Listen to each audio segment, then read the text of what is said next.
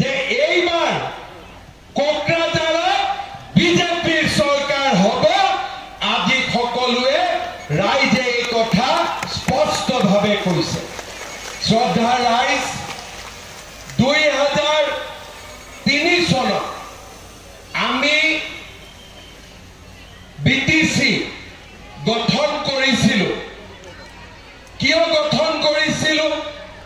যাতে ৰাইজৰ উন্নতি হয়, ৰাইজৰ শান্তি হয়, ৰাইজে চৰকাৰৰ আঁচনি লাভ কৰিব পাৰে। দিল্লীৰ পৰা আঁচনি দুখীয়া মানুহৰ তাত আহোঁতে দেৰি হয়, দিছপুৰৰ পৰা চৰকাৰী আঁচনি আহোঁতে দেৰি হয়। গতিকে কোকৰাঝাৰত যদি এখন চৰকাৰ থাকে, আমাৰ দুখীয়া দৰিদ্ৰ মানুহে চৰকাৰী স্মাৰক পত্ৰ দিছে যে ৰাস্তা বনাই দিব লাগে, দলং বনাই দিব লাগে, হস্পিটাল বনাব লাগে। এতিয়াও ইয়াত আহোঁতে ৰাহুল নাৰ্জাৰীয়ে মোক এখন ডাঙৰ লিষ্ট দিছে যে জমদুৱাৰৰ ৰাইজৰ বাবে কি কি কৰিব লাগে।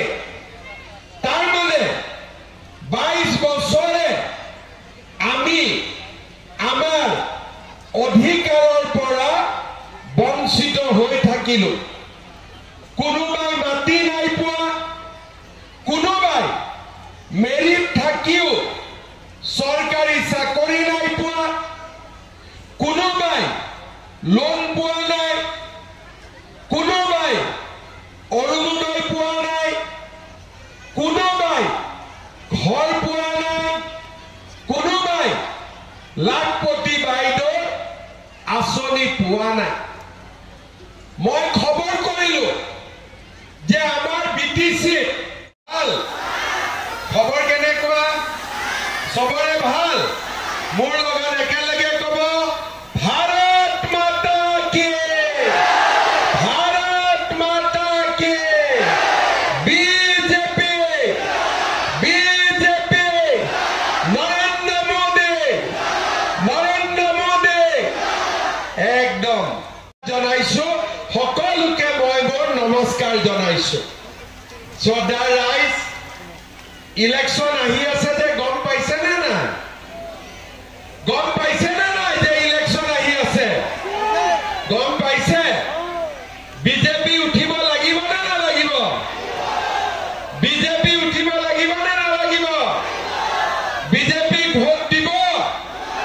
পাক্কা দিব? সঁচাই দিবতো?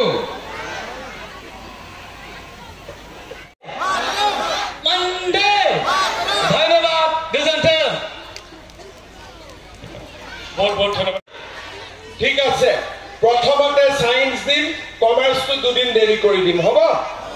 আচ্ছা, জাৰাগুৰি এৰিয়াতো মানুহৰ মাটিৰ বহুত সমস্যা আছে।